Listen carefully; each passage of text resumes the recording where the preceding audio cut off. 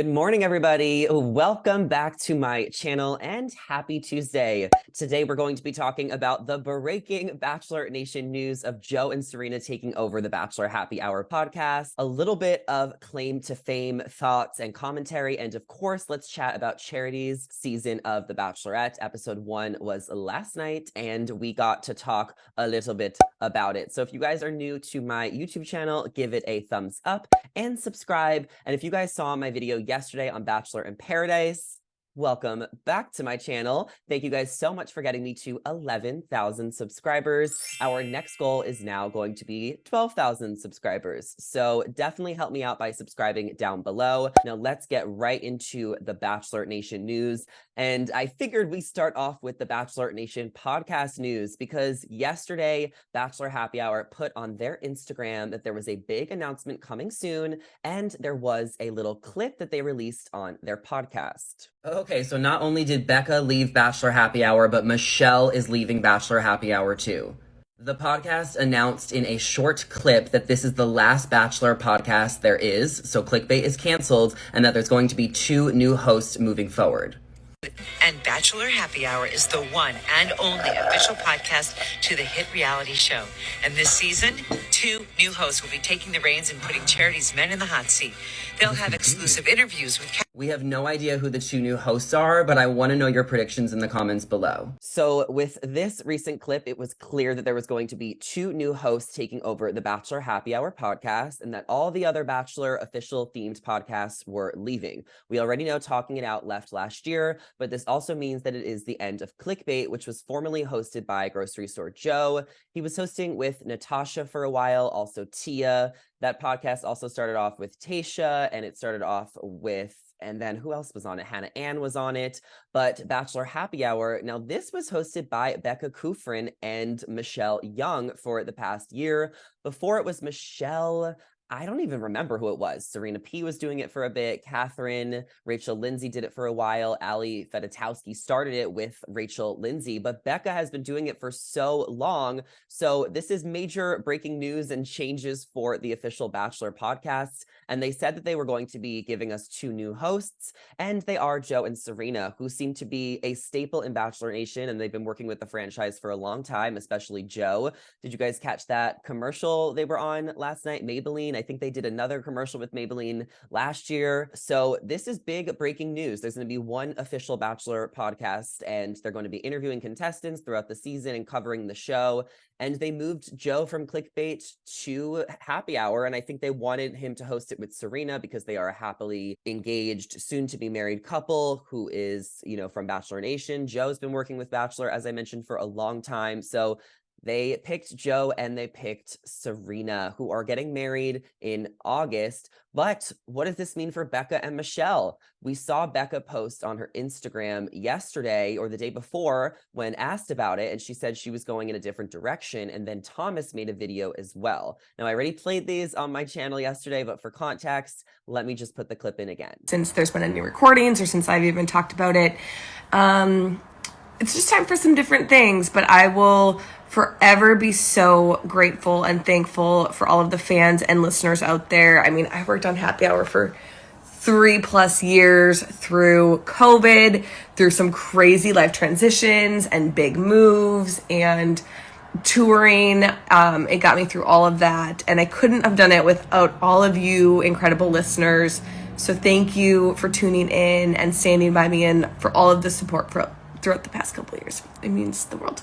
Without saying too much, I'm not exactly thrilled with some of the decisions and directions that have been going on behind the scenes over the last several months, so I probably will not be tuning in. And then at the same time, I've actually only watched Bachelor in Paradise, so I don't see that trend breaking on this one. But Charity, I wish you the best of luck. I hope you find happiness and love. So Thomas seemed to be upset. Thomas seemed to be a little mad because he did comment under a Bachelor Happy Hour post. Now, somebody said, wishing Becca and Michelle could have said goodbye, especially since Becca has been doing the podcast for so long, hoping they get to introduce the new host for a goodbye moment or something. Thomas replied, "We would have liked that too." Now, Katie Thurston also replied on Game of Roses Instagram and said, "How sad to not even let the girls say bye or thank them for their time as previous hosts." Which Game of Roses replied, especially Becca in particular, who had been with the podcast for 3 years. I mean, Becca's been a huge part of Bachelor Nation. She was holding down the fort of that podcast. She hosted their live tours. Like, why is there something sour going on here? Why doesn't Becca get to say goodbye if that's what she wanted? It definitely seemed like Michelle was done. I feel like she signed a year contract with that podcast. It seemed like she, mentioned multiple times that she kind of had some issues with the franchise. So I really feel like Michelle is fine with this. But what's going on with Becca? Like, did she want to leave? We know her and Thomas are about to have a baby. They're probably so excited to start the next chapter of their lives. We're so happy for them. They're also a bachelor couple who met on Paradise. But why does there have to be this like tension? Why couldn't the show maybe, give them a proper goodbye or, have them on for an episode to just like, smooth over the transition? Like, why is it so cut and dry? Why is it so icky? Why are Becca and Thomas feeling upset? We don't know. Did Becca say that she wanted to quit? Did she say she was going to go on maternity leave for a few months? Why wasn't Becca going to host it with Grocery Store Joe? That could have made sense as well. So there seems to be a lot of questions up in the air. Becca has not been too vocal about it, but Thomas, that's her life partner. So of course he's going to get very defensive for his woman. So there's probably more to the story here, and maybe we'll hear about it in the next few weeks. Maybe we'll get more information. Maybe we'll hear more about this as the day goes on or as the week goes on, but there's definitely something icky. Did Becca want to quit? Did they fire her? Not sure. So let me know what your thoughts are down below on the changes with the Bachelor themed podcasts. I'm kind of indifferent about it. I mean, I definitely feel bad if Becca and Thomas feel slighted. But for me, I really will only listen to that podcast if I need to hear an interview to recap it on my channel and to give thoughts and just to stay in the know. It's not like a podcast I'm listening to for fun. So yeah, what do you guys think about that? Let's move over to Claim to Fame for a second, because as I mentioned yesterday, I was going to check it out for the first time because I didn't know much about it from season 1, and I actually think it was a really good marketing tool by ABC to move Claim to Fame to 8 p.m. because the issue was they were last season, it was on at 10 p.m. right after The Bachelorette. Most fans are already turning off their TVs, going to social media, going to sleep to talk about Bachelor. If Claim to Fame and ABC was trying to take the audience from The Bachelor and convert them to Claim of Fame fans, then now it makes sense, and now I understand why they put it on an hour before The Bachelorette, because it actually worked for me. I actually checked it out when I really didn't check it out last season. So great marketing tool by ABC, and I really liked the show. I thought it was great. So Kevin Jonas and Frankie Jonas, they're the two hosts, and there are 12 contestants who have a famous relative, and all the contestants are going to try and figure out whose relative is famous, and if they're able to guess it, then that person who, gets exposed for their relative will be eliminated, and if they get it wrong, then they will go home. Throughout the episodes, they're also giving clues. There's different challenges to allude to who your famous relative is, and there also seems to be some alliances, and there potentially could be some drama. So I really hope that there becomes more alliances and more drama throughout the show. I really liked it. I didn't pay attention the whole time because I was eating dinner and like kind of doing stuff, but I caught most of it and I thought it was great. So I definitely will be checking it out throughout the season and probably giving a few of my thoughts throughout the season in these Bachelorette recaps, because we're going to be doing these videos every single Tuesday here on my channel. So make sure you guys are subscribed. Do not forget to subscribe. We'll be doing episode recaps of Charity season every single week. They'll be up on Tuesdays. They'll probably be just me, but maybe I'll have some people on throughout the season to discuss it, and they won't be too long either. I don't really care to go over every single detail. So that's what I love about these YouTube videos. I like to make them super quick, but let's get back to Claim to Fame because Carly was eliminated. Carly, I am sad to see you go, but it's time for you to say goodbye to your fellow players.